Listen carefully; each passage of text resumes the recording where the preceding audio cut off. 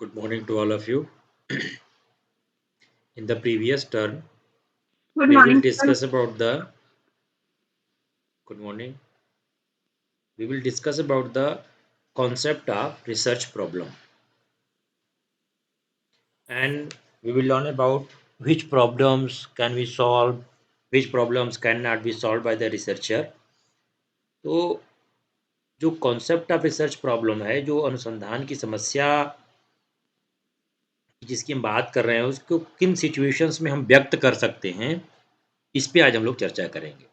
Mainly हम लोग देखेंगे कि मीनिंग, डिफिनीशन, कैरेक्टरिस्टिक्स, कौन कौन से सोर्सेज हैं रिसर्च प्रॉब्लम को आइडेंटिफाई करने की। कल थोड़ा बहुत इस पर चर्चा किया था, रिवाइज कर लेते हैं इसको। कल हमने आपसे दो तरह के डिसिप्लिन की बात करी। एक वो डिसिप्लिन जो साइंस पे बेस्ड है, जिसको आपने कहा कि साइंस के डिसिप्लिन है या विज्ञान के डिसिप्लिन है, विज्ञान के अनुशासन है। और इसके अंतर्गत आप रसायन शास्त्र को, समाज शास्त्र को, भौतिक शास्त्र को, ऐसे जितने भी उन विषयों को जहाँ पे आप सिस्टमेटिक स्टडी करते हैं, जहाँ पर आप क्रमबद्ध तरीके से उनका ज्ञान प्राप्त करते हैं, वो सारे ज्ञान के क्षेत्र साइंस के डिसिप्लिन के अंतर्गत रखा जा सकता है ना। इसमें साइंस का मतलब हम ह्यूमैनिटीज़ को भी, जैसे सोशियोलॉजी है, साइकोलॉजी है, केमिस्ट्री है, फिजिक्स है, बॉटनी है, जूलॉजी है, ये सारे ऐसे विषय हैं जिनको आप साइंस डिसिप्लिन कह सकते हैं या विज्ञान के विषय आप कह सकते हैं। तो इसके अंतर्गत आप उन सारे विषयों को सम्मिलित करते हैं जो सिस्टमेटिक स्टडी में आप उनको ले आते हैं, और उसको आपने कहा कि वो हमारे साइंस के डिसिप्लिन्स हैं, वो हमारे विज्ञान के अनुशासन हैं। और दूसरा है नॉन साइंस डिसिप्लिन, जिसमें आर्ट्स, म्यूजिक, लैंग्वेज, लिटरेचर, इन प्रकार के विषयों को आप सम्मिलित करते हैं। और इन दो विषयों के अतिरिक्त एक तीसरा भी डिसिप्लिन है जिसको आप मेटाफिजिकल डिसिप्लिन कहते हैं। मेटाफिजिकल डिसिप्लिन, जिसमें रिलीजन, जैसे आप धर्म, दर्शन, धर्मशास्त्र, इन सारे विषयों को आप रखते हैं। तो तीन, अगर हम सारे विषयों को, अगर हम तर्कशास्त्र और गणित को छोड़ दें, तो इन सारे विषयों को जब आप रखेंगे तो आप तीन मेजर कैटेगरीज में डिवाइड कर सकते हैं। एक है विज्ञान के विषय, जिसमें आप रसायन शास्त्र, सोशियोलॉजी, साइकोलॉजी को रखते हैं। दूसरा है गैर वैज्ञानिक विषय, जिसमें आप कला, संगीत, भाषा, साहित्य, इनको सम्मिलित करते हैं। और तीसरा जो है वो है मेटाफिजिकल डिसिप्लिन, जिसमें रिलीजन, फिलोसफी और थियोलॉजी सम्मिलित है। जहाँ तक साइंस डिसिप्लिन और नॉन साइंस डिसिप्लिन की बात है, इन दोनों क्षेत्रों में जो रिसर्चेज होती हैं, इन दोनों क्षेत्रों में जो अनुसंधान होते हैं, उनकी समस्याएं या उनके प्रॉब्लम्स समाधेय होते हैं, सॉल्वेबल होते हैं। हम इसमें अनुसंधान उन विषयों पे करते हैं जिन प्रॉब्लम्स का, जिन समस्याओं का समाधान संभव है। लेकिन जो मेटाफिजिकल डिसिप्लिन है, धर्मशास्त्र है, धर्म है, दर्शन है, इसमें हमारा जो अनुसंधान के कार्य हैं या इनकी जो समस्याएं हैं, जो बेसिक, अगर हम समस्याओं की बात करें, जिन समस्याओं पे व्यक्ति धर्म की समस्याओं की बात करता है, वो सारे प्रॉब्लम्स को आप नॉन सॉल्वेबल प्रॉब्लम्स के अंतर्गत रख सकते हैं, या गैर समाधेय या असमाधेय समस्याओं के रूप में यहाँ पर रख सकते हैं। तो दो तरह के मेजर आप प्रॉब्लम्स के बेस पे अगर आप करना चाहें, या विषय क्षेत्र के जो आपकी स्कोप हैं, उन विषय क्षेत्र की अगर आप अगर आप कहेंगे, तो उन विषय क्षेत्र के अंतर्गत दो प्रकार की समस्याओं को आप रख सकते हैं। एक उस प्रकार की समस्याएं जिनका समाधान संभव है, आप अपने इंटेलेक्ट का प्रयोग करके साइंटिफिक मेथड से इन समस्याओं का समाधान ढूंढ सकते हैं, प्रस्तावित कर सकते हैं। और कुछ ऐसे हैं जिनका समाधान आप प्रस्तावित नहीं कर सकते हैं, जैसे धर्म के बहुत सारे विषय। बहुत सारे फैक्टर्स की कल हमने आपसे बात करी थी, जिसको सिंगलेटन और स्ट्रेट ने बताए थे कि जो हमारा सोसाइटी है, इन सोसाइटी के अंतर्गत जो हम किसी भी समस्या रिसर्च की जो प्रॉब्लम अगर हम सेलेक्ट करते हैं, तो सेलेक्ट करने के बहुत सारे फैक्टर्स हैं जो उसको प्रभावित करते हैं। आप किसी समस्या को अगर सेलेक्ट करने की कोशिश करेंगे, चयन करेंगे, तो उसमें कई सारे ऐसे कारक हैं जो आपकी समस्या के अनुसंधान की समस्या के चयन में प्रभाव डालेंगे। जैसे है स्टेट ऑफ साइंटिफिक डिसिप्लिन। जिस क्षेत्र में, जिस अनुशासन में अनुसंधान करने जा रहे हैं, उस क्षेत्र का स्तर क्या है? कहाँ तक उस डिसिप्लिन में काम किए गए हैं, उसके आधार पे भी आपका रिसर्च प्रॉब्लम का सिलेक्शन प्रभावित होता है। जैसे हम कहते हैं एजुकेशन साइकोलॉजी में 1960s के बाद कोई बहुत विशेष चेंजेज़ नहीं हुए हैं। तो आप जिस प्रकार की समस्या को चुनाव करेंगे, तो वो उसके समाधीन बनेंगे। दूसरा जो फैक्टर है वो है सोशल प्रॉब्लम्स। आपकी जो सामाजिक समस्याएँ हैं, जिन सामाजिक समस्याओं से हमारी सोसाइटी रोज़-रोज़ रूबरू हो रही है। एक अनुसंधानकर्ता की समस्या अपने सामाजिक समस्याओं को या सामाजिक समस्याओं के परिदृश्य में भी वो अपनी समस्याओं का समाधान खोजने की कोशिश करता है। तो जो सामाजिक समस्याएँ हैं, वो भी अनुसंधानकर्ता के समस्या को सेलेक्ट करने में प्रभावित करते हैं। नेक्स्ट है पर्सनल वैल्यूज़ ऑफ रिसर्च। आपके अपने व्यक्तिगत मूल्य कि आप किन मूल्यों के साथ अनुसंधान करते हैं, उसी प्रकार के अनुसंधान के प्रॉब्लम्स को भी आप सेलेक्ट करते हैं। जो रिसर्चर है, जो अनुसंधान करता है, उसके अपने व्यक्तिगत मूल्य क्या हैं और उन व्यक्तिगत मूल्यों के आलोक में भी वह अपने अनुसंधान समस्या का चयन करता है। नेक्स्ट हमने आपसे बात करी थी सोशल प्रीमियम्स कि हमारे सामाजिक वरीयताएँ क्या हैं? हम समाज के किन क्षेत्रों की वरीयता दे रहे हैं, उसमें हम अनुसंधान करने की कोशिश करते हैं। जो-जो वरीयताएँ होंगी हमारे समाज की, उन वरीयताओं के आधार पे आप अपने प्रॉब्लम को सेलेक्ट करके अनुसंधानकर्ता उनका समाधान ढूँढने की कोशिश करता है। और एक और आप कह सकते हैं प्रैक्टिकल कंसिडरेशंस कि आपके अनुसंधान समस्या के चयन करने के पश्चात कौन-कौन सी ऐसी व्यावहारिक समस्याएँ आएँगी, किन-किन व्यावहारिक पहलुओं पर हमें ध्यान देना है, उनको भी ध्यान में रख कर के अनुसंधानकर्ता अपने अनुसंधान की समस्या का चयन करता है। तो ये कुछ मेजर आप कह सकते हैं फैक्टर्स हैं, कुछ ऐसे कारक हैं जो अनुसंधानकर्ता की समस्या के चयन को प्रभावित करते हैं। बहुत सारे सोर्सेज़ की कल हमने बात करी थी, एक ओवरव्यू कर लेते हैं। जैसे आप जिस टॉपिक पे रिसर्च करना चाहते हैं, उससे संबंधित अन्य कौन से अनुसंधान किए गए हैं, उससे संबंधित कौन-कौन से साहित्य उपलब्ध हैं, उसपे आपके अपने व्यक्तिगत या अन्य लोगों के एक्सपीरियंसेस कैसे हैं, कैसा अनुभव कर रहे हैं उस टॉपिक को हल करने के बाद उस टॉपिक से संबंधित या प्रिवेलेंट थियरीज़ उस चर से संबंधित या उस शीर्षक से संबंधित जो समस्या की आप चुनाव कर रहे हैं, उससे संबंधित पहले से कौन-कौन से सिद्धांत विकसित किए गए हैं, आपकी कल्पना शक्ति कैसी है, आप एकेडमिक डिस्कशंस के माध्यम से भी अपने अनुसंधान की समस्या को ढूँढते हैं। जैसे तमाम हायर एजुकेशन में सेमिनार, कॉन्फ्रेंसेस, सिम्पोजियम इस तरह की या एकेडमिक डिस्कशंस होते रहते हैं, वर्कशॉप्स होते रहते हैं, रिफ्रेशर कोर्सेज़, ओरिएंटल कोर्सेज़ होते रहते हैं, जिनके माध्यम से विचार-विमर्श के माध्यम से या विभिन्न जो एकेडमीशियंस हैं, जो उस क्षेत्र के विशेषज्ञ हैं, उस पे विचार-विमर्श करते हैं, तो वहाँ से भी आपके अनुसंधान का समस्या या शीर्षक चुनाव करने में आपको सहायता मिलती है। नेक्स्ट है सामाजिक परिवर्तन। समय-समय पर हमारा सोसाइटी परिवर्तित होता रहता है। विभिन्न प्रकार के परिवर्तन हमारी सोसाइटी में होते रहते हैं। तो वो सामाजिक परिवर्तन भी आपके अनुसंधान की समस्या के चयन के स्रोत के रूप में है। नेक्स्ट है टेक्नोलॉजिकल चेंजेज़। तमाम तकनीकी परिवर्तन होते रहते हैं। जैसे आज टीचिंग लर्निंग के प्रोसेस में आमूलचूल परिवर्तन हुआ, तो ये टेक्नोलॉजिकल चेंजेज़ भी हमारे अनुसंधान के शीर्षक के चयन के स्रोत के रूप में हैं। अनुसंधानकर्ता की अपनी जिज्ञासा, क्यूरियोसिटी कितनी क्यूरियस होकर के वो उनका अनुसंधान करना चाहता है।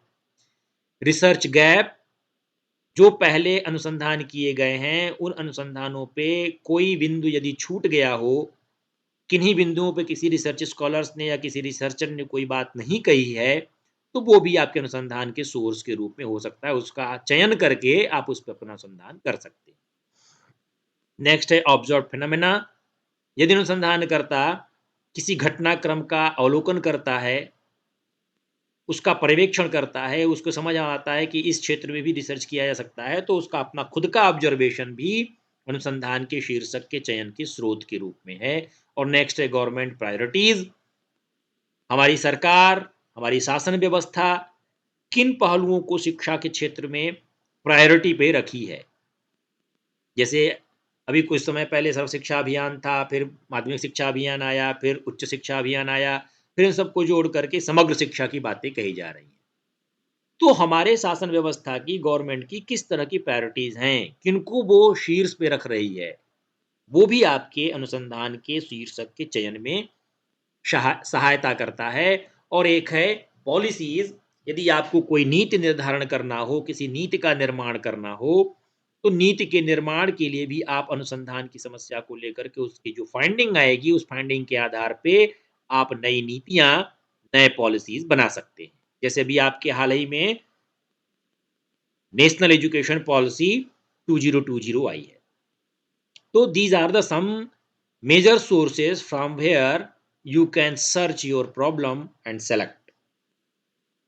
ऐसे बहुत सारे और भी क्षेत्र हो सकते हैं आपके अपनी लिटरेचर, लेकिन कुल मिलाकर के समझ लीजिए कि जितनी आप गहन अध्ययन करेंगे, जितना गहराई से उस बिंदु पे आप सोचेंगे, उतना रिसर्च का प्रॉब्लम आपको क्लियर होता चला जाएगा। इसके बाद हम बात करते हैं कि कौन-कौन से सिचुएशंस हैं जब आपने एक बार इन सारे सोर्सेज को देखा, आपने इन सारे सोर्सेज पे अध्ययन किया कि ये स्रोत के हमारे आधार हो सकते हैं हमारे अनुसंधान की समस्या के चयन के लिए। तो मैगुइन ने अनुसंधान की समस्या को व्यक्त करने के 3 सिचुएशंस बताए हैं। जो आप अनुसंधान की समस्या को चयन करेंगे, वो 3 पक्षों में या 3 तरह से उसका एक्सप्रेशन, 3 प्रकार से उसको आप व्यक्त कर सकते हैं। या कोई भी अनुसंधानकर्ता अपने अनुसंधान के प्रॉब्लम को या अपने अनुसंधान की समस्या को 3 तरह से व्यक्त करता है। पहला है रिसर्च गैप या गैप इन नॉलेज। सपोज कीजिए कि जिस शीर्षक पे आप काम करना चाहते हैं, आपने बहुत सारे लिटरेचर कंसल्ट किए, बहुत सारे साहित्यों का अध्ययन किया, और अध्ययन करने के पश्चात आपको पता चला कि अनुसंधानकर्ताओं ने बहुत सारे पक्षों पे अपनी बात रखी है। बहुत उस अनुसंधान की समस्या से संबंधित बहुत सारे वेरिएबल्स के बीच रिलेशनशिप्स, बहुत सारे डिफरेंसेस तो व्यक्त किए हैं, लेकिन कुछ एक खास बिंदु, कुछ एक खास पक्ष उस शीर्षक से संबंधित छूट गया है। वहां पर गैप है, उस पे किसी अनुसंधानकर्ता ने कोई बात नहीं कही है। तो जब आप लिटरेचर का अध्ययन करेंगे, जब आप साहित्य का अध्ययन करेंगे, तो उस साहित्य के अध्ययन के पश्चात तमाम तरह के लिटरेचर जब आप कंसल्ट करेंगे, तो you have to search your knowledge gap. आपको उस ज्ञान में कमी को ढूंढना है कि कौन सी ऐसी कमी रह गई है जिस पे किसी अनुसंधानकर्ता ने कोई बात नहीं कही है। तो वो जो रिसर्च का गैप है, वो जो नॉलेज में जो गैप है, जो जिसकी पूर्ति आप करेंगे, वो पूर्ति के लिए आपको अनुसंधान करना है। हेलो?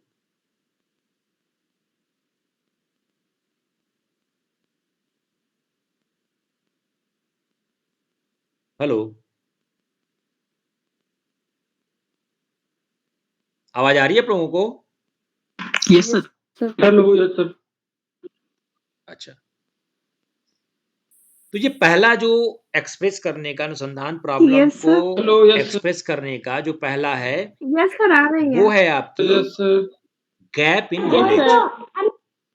अर्थात जो ज्ञान अभी तक प्राप्त है, जो अभी तक एग्जिस्टिंग नॉलेज है, जो हमारा अभी वर्तमान ज्ञान है, उस वर्तमान ज्ञान के आपको तमाम तरह के रिसर्चेज जब आप कंसल्ट करेंगे, paper, research paper, journals, text books, reference books या फिर कोई पत्र पत्रिका, तो वहां से आपको अपने रिसर्च गैप को ढूंढना है कि जिस विषय पे आप अपनी समस्या का चयन कर रहे हैं, उससे संबंधित कितने काम किए गए हैं, और कौन सा ऐसा क्षेत्र है, कौन सा ऐसा पक्ष है जो पक्ष अभी तक अछूता रह गया है। तो उसको मैगुइन कहते हैं कि गैप इन नॉलेज, अर्थात ज्ञान में कमी को ढूंढने के रूप में आप उसको व्यक्त कर सकते हैं कि आपने बहुत सारे लिटरेचर्स कंसल्ट किए, और उन सारे लिटरेचर्स में आपको लगा कि इस पक्ष पे किसी भी अनुसंधानकर्ता ने किसी भी प्रकार का कार्य नहीं किया है।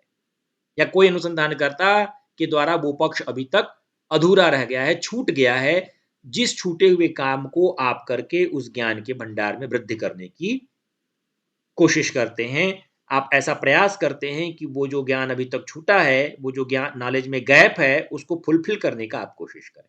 तो पहली कंडीशन या पहला जो एक्सप्रेस करने का सिचुएशन है, वो है गैप इन नॉलेज। और अनुसंधानकर्ता, चाहे वो क्वालिटेटिव रिसर्च हो या क्वांटिटेटिव रिसर्च हो, by the review of related literature, वो इसी नॉलेज गैप को ढूंढने की कोशिश करता है। जब आपका सुपरवाइजर आपसे कहते हैं कि आप इस विषय पर अध्ययन करिए, इस विषय पे देखिए कि क्या कार्य किए गए हैं, तो उनका प्राइमरी कंसर्न ये होता है कि आप उस नॉलेज गैप को ढूंढें, जो भी वेरिएबल पे आप स्टडी करना चाहते हैं। और वो तब कब आपको ये गैप कैसे पता चलेगा?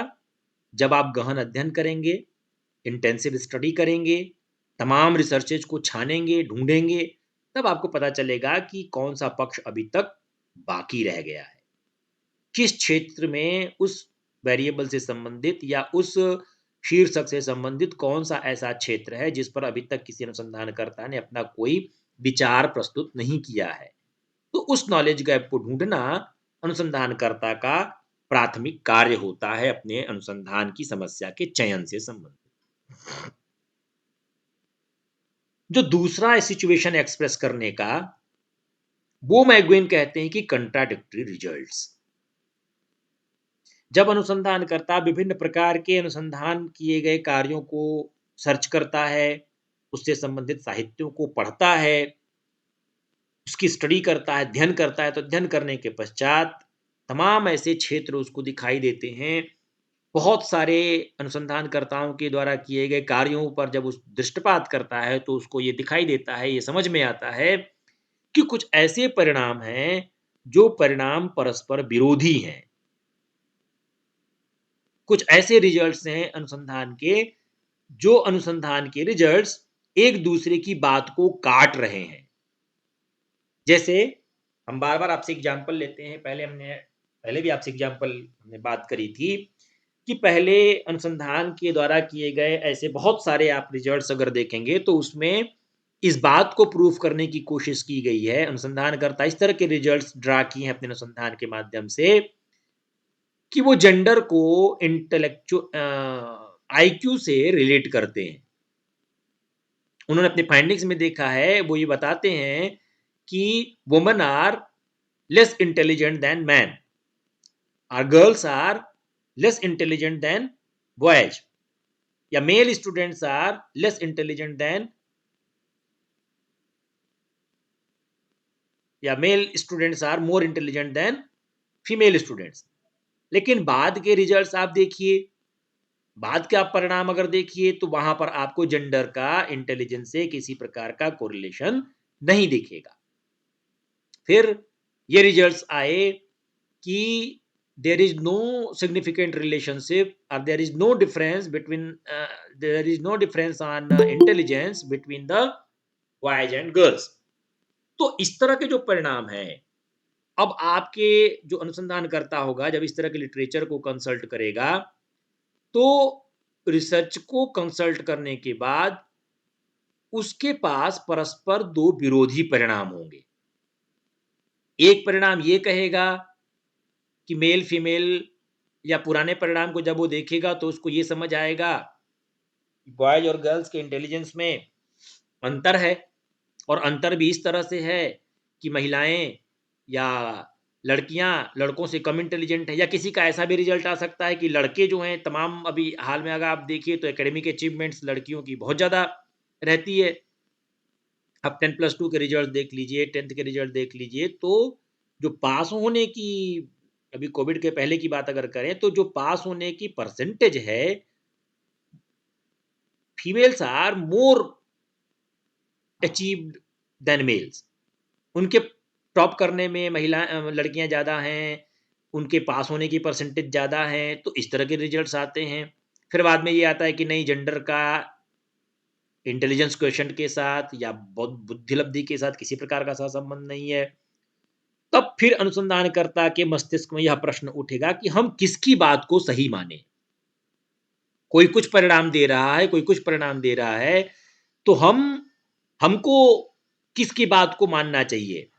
तब उसके समक्ष एक सिचुएशन पैदा होगी कि हम क्यों ना इस पे अपनी रिसर्च प्रॉब्लम को देखें कि आज से 50 साल पहले जो रिजल्ट थे, वो आज के परिदृश्य में, आज इतना समाज परिवर्तित हुआ, तो इस आज सामाजिक परिवर्तन के परिदृश्य में अब कैसा परिणाम है। तो जब कंट्राडिक्टरी रिजल्ट्स अनुसंधानकर्ता के समक्ष आता है, जब परस्पर विरोधी परिणाम अनुसंधानकर्ता देखता है लिटरेचर के माध्यम से, तो वो भी एक सिचुएशन बनती है, एक परिस्थिति बनती है, जिस परिस्थिति में वह अपने अनुसंधान की समस्या को व्यक्त करता है। तो इसी बात को मैगुइन ने कहा कि जो सेकंड सिचुएशन है, जो दूसरी परिस्थिति है, जिसमें अनुसंधानकर्ता के समक्ष एक दुविधा होती है कि हम किस रिजल्ट को, किस परिणाम को सही माने, किस परिणाम के द्वारा हम अपने रिसर्च को स्टडी में सम्मिलित करें, तो वो कंट्राडिक्टरी रिजल्ट्स जो है, जो परस्पर विरोधी परिणाम हैं, वो परस्पर विरोधी परिणाम के रूप में अपने अनुसंधान की समस्या को व्यक्त करके वो अपने रिसर्च को आगे बढ़ाने की कोशिश करता है। तो सेकंड सिचुएशन मैगुइन कहते हैं कंट्राडिक्टरी रिजल्ट्स या परस्पर विरोधी परिणाम। जो थर्ड सिचुएशन है, तीसरी जो परिस्थिति है, उसमें मैगुइन कहते हैं कि एक्सप्लेनिंग द फैक्ट। जो तथ्य किसी अनुसंधानकर्ता ने पहले अपने अनुसंधान के माध्यम से स्थापित किए, उस स्थापित किए गए पहले के जो सिद्धांत हैं, जो नियम हैं, जो तथ्य हैं, जो सूचनाएं हैं, उसको नए तरीके से एक्सप्लेन करना, उसको नई परिस्थिति में अनुसंधानकर्ता नए तरीके से एक्सप्लेन करने की कोशिश करता है। जैसे आप सारे लोग डार्विन का नाम सुने होंगे, और डार्विन ने अपना सिद्धांत दिया सर्वाइवल ऑफ फिटेस्ट, जिसको कहते हैं उत्तरजीविता का सिद्धांत। डार्विन ने कहा कि इस पृथ्वी पर वही जीव या वही स्पीसीज अपने को जीवित रख सकती है जो अपने को इस वातावरण के साथ ढाल लेगी और इसी वातावरण में रहने के लिए अपने आप को फिट कर लेगी। और तमाम तरह के एग्जाम्पल्स वो देते हैं, विभिन्न प्रकार के एग्जाम्पल्स अगर आप देखिए तो एक बहुत सारे जीव ऐसे होते हैं जो लाखों करोड़ों, एक मक्खी जो होती है लाखों करोड़ों अंडे देती है, लेकिन क्या उस लाखों करोड़ों अंडे में क्या सभी जीवित रहते हैं? उसमें से वही जीवित रहता है जो अपने को इन्वायरमेंट के साथ फिट करता है। जो जीवित रहने के लिए अपने को फिट रख पाता है वही सर्वाइव करता है।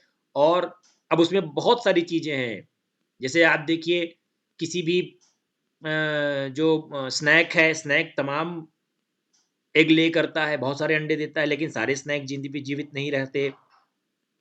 कुत्ते बहुत सारे बच्चे देते हैं, लेकिन उनके सारे बच्चे जीवित नहीं रहते। उसमें से ऐसा उनका बच्चा या ऐसा ऐसा ऑर्गेनिज्म जो अपने आप को सोसाइटी के साथ फिट करता है, वही अपने आप को जीवित रख पाता है। Hello,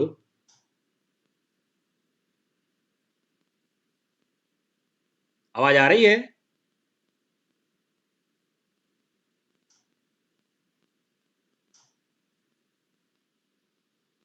hello, Yes, sir. अच्छा।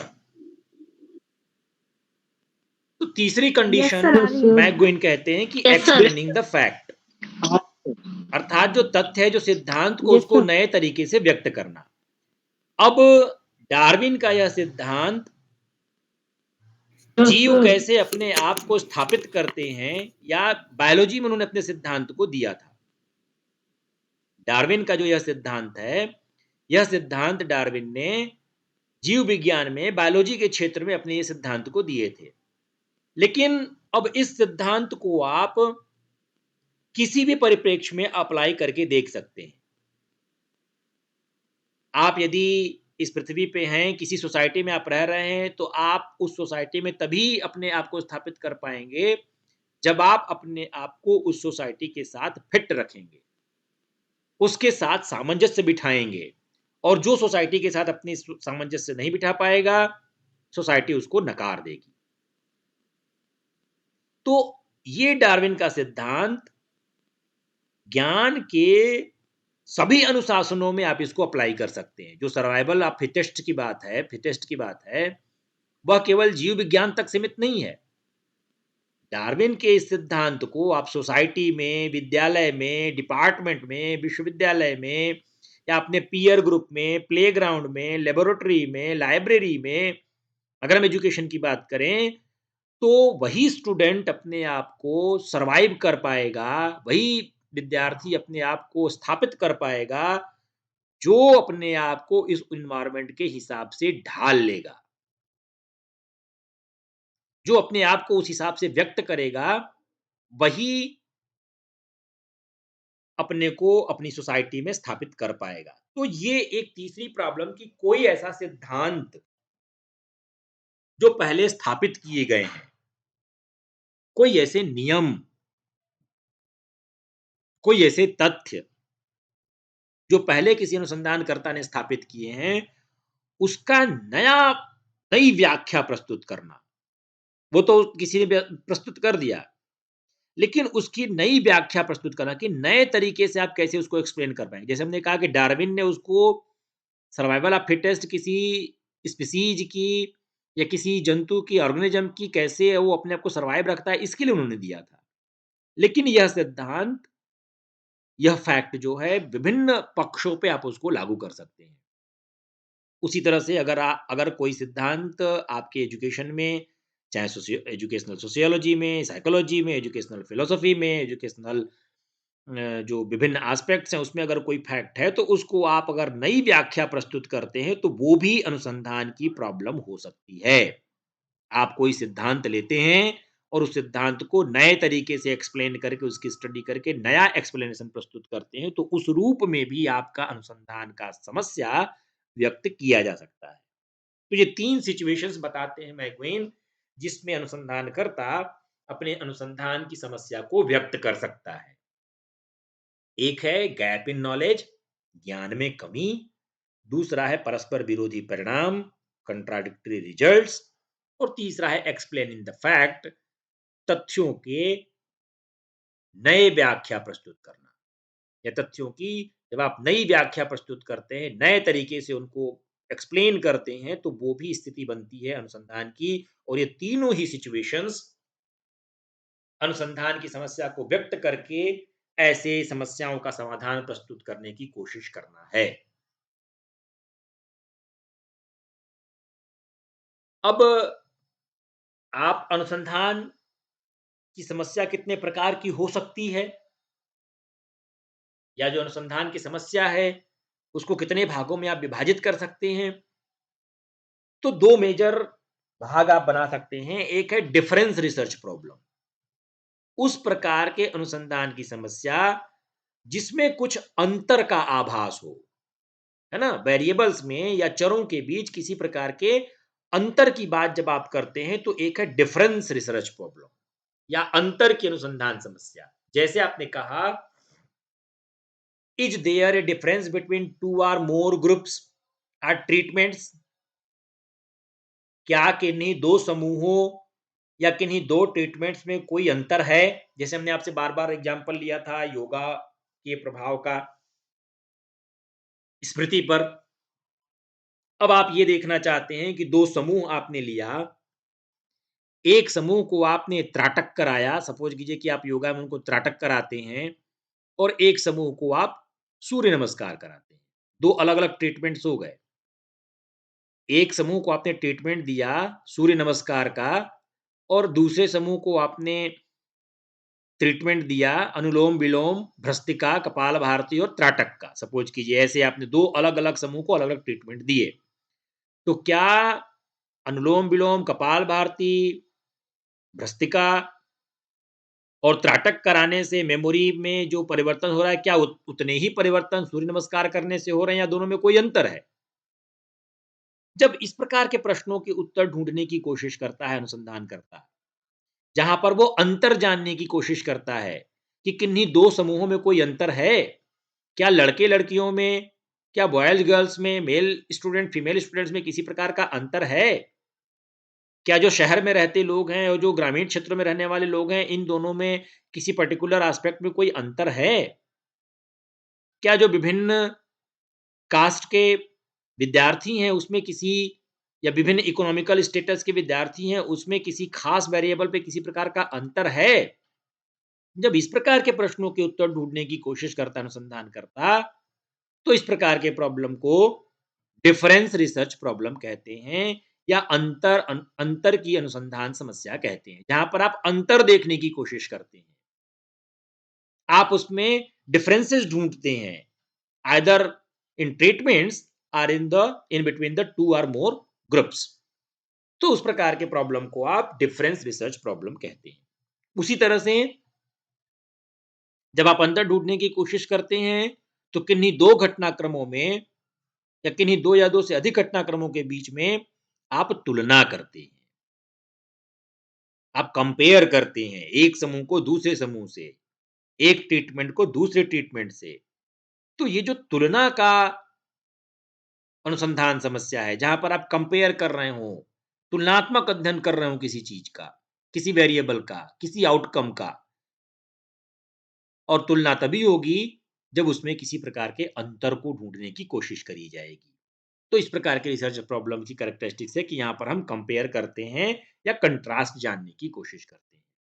और इस प्रकार के रिसर्च जो हैं, वो क्लिनिकल सोशल साइंसेज़ में या बिहेवियरल साइंसेज़ में करते हैं। जैसे साइकोलॉजी में, क्लिनिकल साइकोलॉजी में, सोशल साइंसेज़ में, जहाँ पर आप किन्हीं 2 वेरिएबल्स के बीच, किन्हीं 2 चरों के बीच अंतर जानने की कोशिश करते हैं या किन्हीं 2 समूहों के बीच अंतर जानने की कोशिश करते हैं कि क्या डिफरेंस है अथवा नहीं है। तो इस प्रकार के research problem difference research problem कहलाते हैं या अंतर की अनुसंधान समस्याएँ होती हैं। दूसरा जो है, वो डिस्क्रिप्टिव रिसर्च प्रॉब्लम, जिसको आप वर्णन की अनुसंधान समस्या कह सकते हैं या वर्णनात्मक अनुसंधान समस्या कह सकते हैं। दूसरा है डिस्क्रिप्टिव रिसर्च प्रॉब्लम या वर्णनात्मक अनुसंधान समस्या। यहां पर अनुसंधानकर्ता इस प्रश्न का उत्तर जानने की कोशिश करता है कि क्या है, व्हाट इज, अभी वर्तमान में क्या है, कैसी स्थिति है, और इसके लिए वो किन्हीं चरों के बीच या किन्हीं घटनाओं के बीच यह जानने की कोशिश करता है, इसको वर्णन करने की कोशिश करता है कि जो सिचुएशन आज की स्थिति में है, जो स्तर आज है, जो अस्तित्व आज है किसी घटनाक्रम का, उसका क्या महत्व है? आज की डेट में ऑनलाइन एजुकेशंस हो रहे हैं, तो प्राथमिक विद्यालय में, माध्यमिक विद्यालय में, उच्चतर माध्यमिक विद्यालय में या उच्च शिक्षा में क्या वर्णन कर रहा है? ये जो आज की करंट की स्थिति है, अभी क्या स्थिति बनी हुई है? प्राथमिक विद्यालय में क्या वैसी ही सिचुएशन की स्थिति है जैसी हायर एजुकेशन में है? क्या जिस प्रकार की ज्ञान प्राप्ति की सूचनाएँ परिस्थितियाँ बनी हुई हैं हायर एजुकेशन में, वैसी ही सेकेंडरी एजुकेशन में है? तो वो वर्तमान की स्थिति को जानने की कोशिश करता है। डिस्क्रिप्टिव रिसर्च प्रॉब्लम वर्तमान की स्थिति को जानने की कोशिश करता है कि वर्तमान में किस प्रकार के चरों के बीच संबंध हैं। इस बात को जानने की कोशिश करना डिस्क्रिप्टिव रिसर्च प्रॉब्लम कहलाता है। And associated with revealing hidden or understudied issues, जो कोई ऐसी छुपी हुई मुद्दे हैं जिस पे बहुत ज़्यादा एक्सप्लोर नहीं किया गया है, जिसके बारे में बहुत ज़्यादा जानकारी नहीं की गई है, बहुत ज़्यादा रिसर्चेज नहीं किए गए हैं, उन सारे छुपे हुए चीज़ों को निकालना, उन सारे छुपे हुए बातों को समझना, यह डिस्क्रिप्टिव रिसर्च प्रॉब्लम की समस्या हो सकती है। तो आप ये भी कह सकते हैं कि डिस्क्रिप्टिव रिसर्च प्रॉब्लम का ही एक रूप डिफरेंस रिसर्च प्रॉब्लम भी हो सकता है। जब आप वर्तमान में जानने की कोशिश करते हैं कि वर्तमान में किन्हीं 2 समूहों के बीच किस प्रकार की अंतर है, तो वो भी डिस्क्रिप्टिव का एक पार्ट डिफरेंस वाली रिसर्च प्रॉब्लम हो सकती है। ये कोई बहुत एयर टाइट कंपार्टमेंट नहीं है कि दोनों को आप अलग-अलग कर लेंगे, कि समझने के दृष्टिकोण से उसको विशेषीकृत करके, विशिष्ट करके आप दोनों में अंतर कर सकते हैं कि जब अंतर की बात हो, किन्हीं 2 समूहों में तुलना करने की बात हो, तो वहाँ पर डिफरेंस डिफरेंस की रिसर्च प्रॉब्लम होती है और उसी अंतर, उसी तुलना के माध्यम से आप वर्तमान परिदृश्य को एक्सप्लेन करने की, वर्तमान परिदृश्य को वर्णन करने की कोशिश करते हैं, तो वही डिस्क्रिप्टिव रिसर्च प्रॉब्लम या वर्णनात्मक अनुसंधान की समस्या कहलाती है।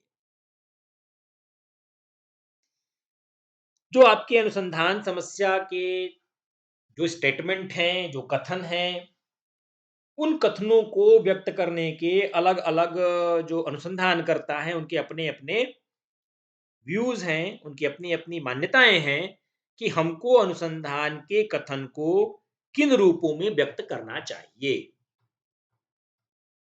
ठीक है? बहुत सारे रिसर्च रिसर्च स्कॉलर्स हैं, उनके अपने-अपने व्यूज़ हैं और सामान्यतः जो समस्या का कथन होता है, एक प्रस्ताव के रूप में, प्रायः एक प्रश्नवाचक वाक्य के रूप में किया जाता है, सामान्यतः।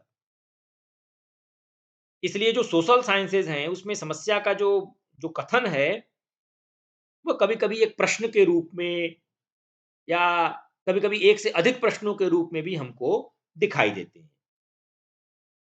ठीक है? तो रिसर्च प्रॉब्लम्स के 2 तरह के आप बता सकते हैं, 2 तरह के रिसर्च प्रॉब्लम के स्टेटमेंट्स जो कथन होते हैं, 2 तरह के हो सकते हैं।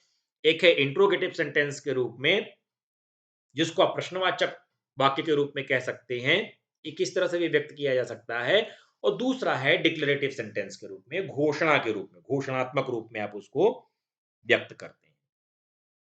और कभी-कभी जो इंट्रोगेटिव सेंटेंसेस होते हैं, जो प्रश्नवाचक वाक्य होते हैं, उन प्रश्नवाचक वाक्यों को अध्ययन संबंधी एक मुख्य प्रश्न, जिसको कि आप मेन क्वेश्चन कहते हैं, या उसके कुछ सब क्वेश्चंस भी हो सकते हैं। उसके कुछ उप प्रश्नों के रूप में भी उनको आप देते हैं। तो इंट्रोगेटिव सेंटेंस के रूप में आपकी अनुसंधान की समस्या है और इंट्रोगेटिव सेंटेंसेस के रूप में मेन क्वेश्चंस एंड सब क्वेश्चंस के रूप में भी अपने अनुसंधान की समस्या को व्यक्त किया जा सकता है। कभी-कभी क्या होता है कि समस्या के कथन और समस्या के उद्देश्य को ही एक ही कर दिया जाता है कि हमारी जो समस्या के कथन है, हमारे जो समस्या के उद्देश्य हैं, दोनों एक ही तरीके से व्यक्त किया जाता है। अर्थात ऑब्जेक्टिव और research problem both are equal. तो कभी-कभी वैसे भी व्यक्त किया जाता है। इस प्रकार से जो समस्या का कथन है वो समाजशास्त्र, शिक्षा शास्त्र या जो मनोविज्ञान है, इसमें कुछ अनुसंधानों के लिए उपयुक्त हो सकता है और कुछ अनुसंधानों के लिए हो सकता है कि उपयुक्त ना हो, है ना? तो बहुत सारे वो नेचर आपके अनुसंधान की शीर्षक जो आपने चुना है उसकी प्रकृति के आधार पे आप उसको व्यक्त करने की कोशिश करते हैं। तो वैज्ञानिक अध्ययन की बहुत सारी कसौटियाँ हो सकती हैं। हम लोग अपने अनुसंधान में प्रश्नवाचक वाक्य के रूप में ना होकर के हम घोषणात्मक वाक्य के रूप में उनको व्यक्त करेंगे। घोषणात्मक वाक्य में क्यों? कि हम घोषणा कर रहे हैं कि हम इस पे स्टडी कर रहे हैं। एक फॉर्मल जब रिसर्च हम कर रहे हैं, जब एक हम औपचारिक रूप से किसी अनुसंधान की कार्य कर रहे हैं, तो हम सबको बताएँगे। हम सबको डिक्लेयर कर रहे हैं कि हम इस पे काम करने जा रहे हैं। आपका सुपरवाइज़र और आप दोनों लोग मिलकर के इस बात को डिक्लेयर करते हैं, घोषणात्मक रूप में व्यक्त करते हैं कि हम इस अनुसंधान समस्या का अध्ययन करने जा रहे हैं, इस समस्या का समाधान हम प्रस्तुत करेंगे। तो हम लोग इसको डिक्लरेटिव फॉर्म में जो हमारा सेंटेंस होगा, हमारे जो अनुसंधान समस्या का जो वाक्य होगा, वह घोषणात्मक रूप में होगा और प्रश्नवाचक रूप में भी अगर आप करते हैं, तो वह गलत नहीं है। है ना? हमने कहा कि बहुत तरह के लिखने के तरीके हैं। कभी-कभी अनुसंधान के उद्देश्यों को ही अनुसंधान समस्या के रूप में व्यक्त कर दिया जाता है। कभी-कभी मुख्य प्रश्नों के रूप में या उप प्रश्नों के रूप में व्यक्त किया जाता है। लेकिन हम लोग अपने विभाग में अपने अनुसंधान की समस्या को व्यक्त करने के लिए डिक्लरेटिव सेंटेंस के रूप में या घोषणात्मक वाक्य के रूप में इसको व्यक्त करेंगे।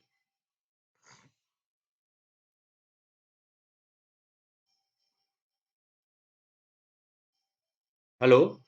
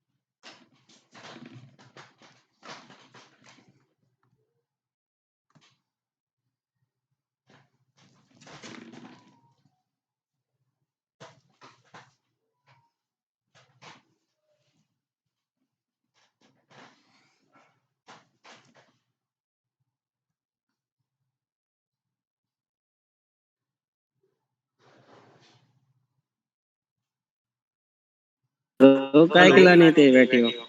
और प्रदीप रजिस्ट्रेशन हेलो। का क्या हुआ? किस चीज का? अरे कहते ना यार लॉगिन भी नहीं हो रहा है। हाँ अच्छा, उसका मैंने किया है। वो पीएनआर नंबर नहीं गए हैं डिपार्टमेंट से, तो चले जाएंगे हेड मैम के पास, हेड मैम के पास से। Yes sir.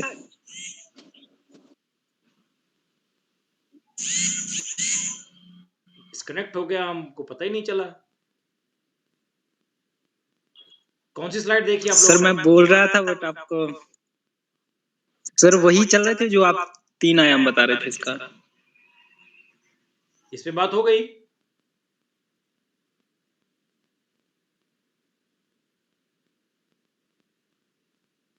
स्लाइड शेयर हो रहा है आप लोगों को? यस सर, यही बता रहे थे सर आप, तीसरा वाला। लगता है इसके आगे की स्लाइड में भी चर्चा हो गई। चलिए, ये 3 तरह से आप रिसर्च प्रॉब्लम को मैगुई ने एक्सप्लेन करने की बात कही है। एक है gap in knowledge, contradictory results and explaining the fact. जैसे हमने डार्विन के सिद्धांत की अपनी बात करी कि डार्विन का जो सिद्धांत है, उस डार्विन के सिद्धांत को आप नए तरीके से एक्सप्लेन किया और हर क्षेत्र में उसको उसको एक्सप्लेन करके उस सिद्धांत को स्थापित किया गया है नए नए एक्सप्लेनेशन के साथ। हम कुछ टाइप्स के रूप में अनुसंधान समस्या को व्यक्त कर सकते हैं।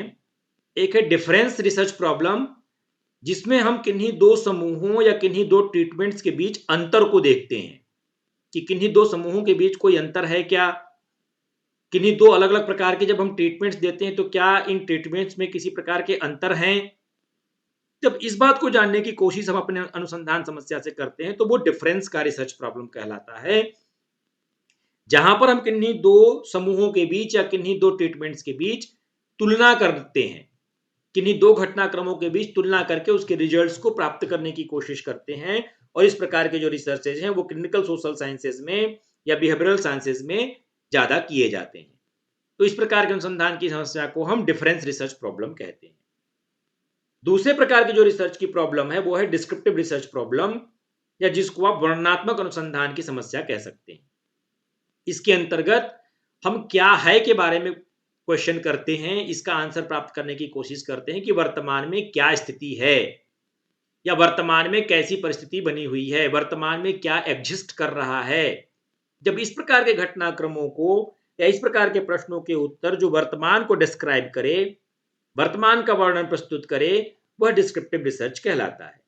और इस प्रकार के अनुसंधान हम किसी छुपे हुए हिडन जो तथ्य हैं, जो हिडन मुद्दे हैं, जो हमारी सोसाइटी में व्यक्त हैं, जिसके ऊपर किसी ने कोई बात नहीं कही है, उनको वर्णन करके हम समाज के समक्ष लाने की कोशिश करते हैं।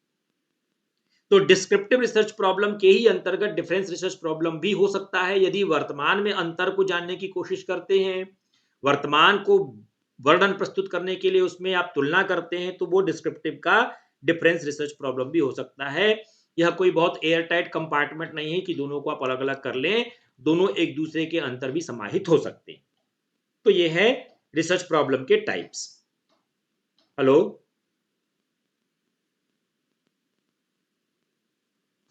Yes sir. इसके बाद हम बात करते हैं कि किन किन रूपों में आप रिसर्च प्रॉब्लम को व्यक्त कर सकते हैं, उसके कौन कौन से फॉर्म्स हैं। तो एक है इंट्रोगेटिव सेंटेंस के रूप में व्यक्त कर सकते हैं, प्रश्नवाचक वाक्य के रूप में, और दूसरा घोषणात्मक रूप में भी अपने अनुसंधान समस्या को आप व्यक्त कर सकते हैं। कभी कभी अनुसंधान के जो उद्देश्य होते हैं, जो रिसर्च के ऑब्जेक्टिव्स होते हैं, वो रिसर्च के ऑब्जेक्टिव्स को ही एज सच अनुसंधान की समस्या के रूप में व्यक्त किया जाता है। और जो इंट्रोगेटिव सेंटेंस होते हैं उसमें दो तरह के क्वेश्चंस हो सकते हैं, मुख्य प्रश्न और कुछ उसके उप प्रश्न भी हो सकते हैं। तो अनुसंधान समस्या को व्यक्त करने के दो तरह हैं, एक आप प्रश्नवाचक शब्दों में भी व्यक्त कर सकते हैं, दूसरा डिक्लेरेटिव या घोषणात्मक वाक्यों में भी व्यक्त कर सकते हैं। हम लोग अपने अनुसंधान समस्या को व्यक्त करने के लिए डिक्लेरेटिव सेंटेंस के रूप में उसको व्यक्त करेंगे।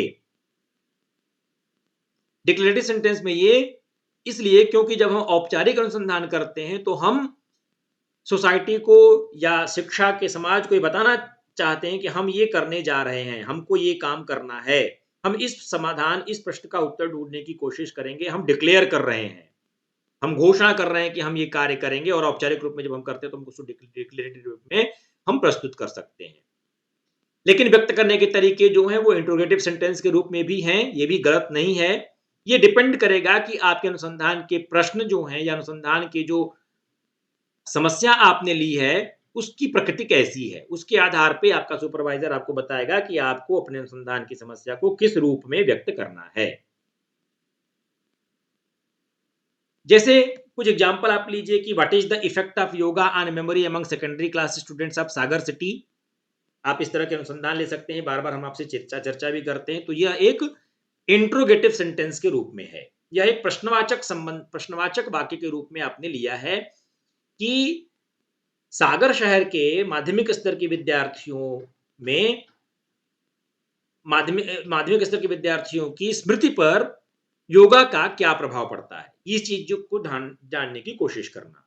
या दूसरा आप ले सकते हैं कि to study the effect of yoga on memory among secondary class students of Sagar city. यहां पर कोई प्रश्नवाचक नहीं है, यहां पर आपने डिक्लेरेटिव रूप में कहा है कि सागर शहर के माध्यमिक स्तर के विद्यार्थियों की स्मृति पर योगा के प्रभाव का अध्ययन। तो इस तरह से भी व्यक्त कर सकते हैं। And the objective of the present study is to explore the effect of yoga on memory among secondary class students of Sagar city. इस तरह से आप उसका एक उद्देश्य भी बना सकते हैं कि वर्तमान अध्ययन का जो उद्देश्य होगा वह इस बात का अन्वेषण करना है कि सागर शहर के माध्यमिक स्तर के विद्यार्थियों की स्मृति पर योगा का क्या प्रभाव पड़ना है, इस बात को एक्सप्लोर करना हमारे इस अनुसंधान का ऑब्जेक्टिव है। तो इस तरह से आप विभिन्न रूपों में, विभिन्न फॉर्म्स में अपने अनुसंधान की समस्या को व्यक्त कर सकते हैं। व्यक्त करने के अलग अलग तरीके हो सकते हैं। हम लोग घोषणात्मक रूप में, जहां पर हम इस तरह से लिखते हैं उस तरह से अपने अनुसंधान की समस्या को व्यक्त करेंगे। फिर भी आपका सुपरवाइजर जैसे कहता है वैसे आप अपने अनुसंधान की समस्या को लिख सकते हैं। इसके बाद जो आपके स्टेटमेंट होंगे, जो रिसर्च प्रॉब्लम के जो कथन होने चाहिए वो डेफिनेट होने चाहिए, निश्चित होने चाहिए और अनएम्बिगुअस होने चाहिए, है ना। उसमें किसी प्रकार का दुविधा जैसी स्थिति न हो, इस प्रकार के आपको अनुसंधान समस्या के शीर्षक का चुनाव करना चाहिए। दूसरा है क्लैरिफाई द एंटीसीडेंट फैक्टर्स। उसके पहले कौन कौन से कारक हो चुके हैं, इस बात को आपका अनुसंधान का प्रश्न या अनुसंधान का कथन इस बात को क्लैरिफाई करने वाला होना चाहिए कि पहले क्या किया जा चुका है वो उसी सेंटेंस से ही पता चल जाए। नेक्स्ट है clearly state the consequence factors, और यह भी बताने वाला हो कि उसके परिणात्मक कारक कौन कौन से हो सकते हैं।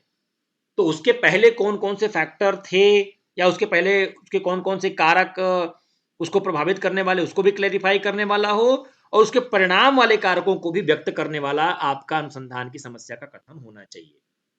और जहां कहीं आप प्रयोगात्मक अनुसंधान कर रहे हों, जहां कहीं पे आप एक्सपेरिमेंटल रिसर्चेज कर रहे हों, वहां पर बहुत ही स्पष्ट तरीके से आपके स्वतंत्र चर और आश्रित चरों का बखान या आश्रित चरों का स्पष्ट निर्देश, स्पष्ट क्लैरिफिकेशन आपके रिसर्च प्रॉब्लम में, अनुसंधान की समस्या में होनी चाहिए। और एम्पिरिकल स्टडीज में वेरिएबल्स को भी स्पष्ट तरीके से व्यक्त होना चाहिए कि चरों को आप कैसे मापेंगे, कैसे ऑब्जर्व करेंगे, कैसे उनका मापन किया जाएगा। ये सारी चीजों का बात आपके रिसर्च प्रॉब्लम के स्टेटमेंट में होने चाहिए। कुछ बातों का ध्यान यहाँ पर रखना जरूरी है जब आप रिसर्च प्रॉब्लम को सिलेक्ट कर रहे हो। बहुत जरूरी है, आपको कुछ बातें कंसीडर करनी चाहिए जब आप अपने अनुसंधान की समस्या का चुनाव कर रहे हो। तो पहला है फिजिबिलिटी, क्या वह अनुसंधान किया जा सकता है, वो फिजिबल है इस परिस्थिति में, जिस परिस्थिति में आप हैं। दूसरा है एडिक्वेट नंबर ऑफ सब्जेक्ट्स, क्या जिस पे आप अध्ययन करने जा रहे हैं उसमें पर्याप्त संख्या में आपको रेस्पोंडेंट्स मिल जाएंगे, जिस पे आपको रिसर्च करनी है, जिससे डाटा इकट्ठा करना है, उसमें पर्याप्त संख्या में आपको लोग मिल जाएंगे। नेक्स्ट है एडिक्वेट टेक्निकल एक्सपर्टाइज, क्या जिस तरह से आप अपने अनुसंधान की समस्या को हल करने जा रहे हैं उस पर तकनीकी रूप से आप एक्सपर्ट हैं, उसके विशेषज्ञ हैं, इस बात को भी आपको देख लेना चाहिए। नेक्स्ट है, जब आप अपने रिसर्च प्रॉब्लम को चुनाव कर रहे हो तो समय का और धन का क्या इसको आप वहन कर सकते हैं? वो आपके लिए अफोर्डेबल है? समय के रिस्पेक्ट में और पैसे के रूप में क्या वो आप वहन कर पाएंगे? नेक्स्ट है मैनेजेबल इन स्कोप, जितने क्षेत्र तक उसको आपने विस्तारित किया है, क्या उस क्षेत्र तक आप मैनेज कर पाएंगे, उसको प्रबंधित कर पाएंगे? आपने कहा कि माध्यमिक स्तर के विद्यार्थी क्या पूरे मध्य प्रदेश के, पूरे भारत के लोगों को ले पाएंगे? तो ये चीज भी आपको ध्यान में रखना चाहिए। नेक्स्ट है इंटरेस्टिंग, वो आपके अपने रुचिकर होना चाहिए, आपका उस पर इंटरेस्ट है कि नहीं। नेक्स्ट है getting the answer of research questions, क्या जिन प्रॉब्लम को आप ले रहे हैं वो आपके अनुसंधान के प्रश्नों का उत्तर देने वाला है, इस बात को देखना। कंफर्म्स, रिफ्यूट्स, एक्सटेंड्स प्रीवियस रिजल्ट्स, जो पहले के अनुसंधान के परिणाम आए क्या वह उसको कंफर्म कर रहा है, उसको सपोर्ट कर रहा है, या उसके अगेंस्ट है, या उसको और आगे विस्तारित करने वाला है। इस बात का भी आपके रिसर्च प्रॉब्लम को सिलेक्ट करते समय कंसीडर करना जरूरी है। नेक्स्ट है प्रोवाइड्स न्यू फाइंडिंग्स, क्या आप उस पर रिसर्च करेंगे तो क्या कोई नया परिणाम आपको मिलेगा, वो एथिकल है, नैतिक रूप से सही है, ऐसा तो नहीं कि हम अनैतिक कार्य उसमें कोई हमको करना पड़े, तो इस बात को देखना। नेक्स्ट है रिलेवेंट है, प्रासंगिक है अथवा नहीं, उससे कोई वैज्ञानिक ज्ञान प्राप्त होगा, क्या वह क्लिनिकल और हेल्थ पॉलिसी से रिलेटेड है, और क्या उस पर कोई भविष्य में भी अनुसंधान किया जा सकता है। इन सारे बातों को ध्यान में रखते हुए आपको अपने अनुसंधान की समस्या का चुनाव करना चाहिए।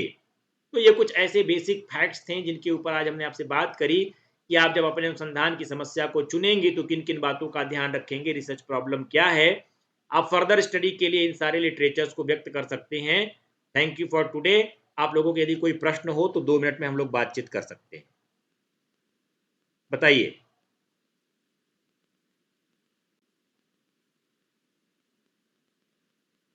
बोलिए।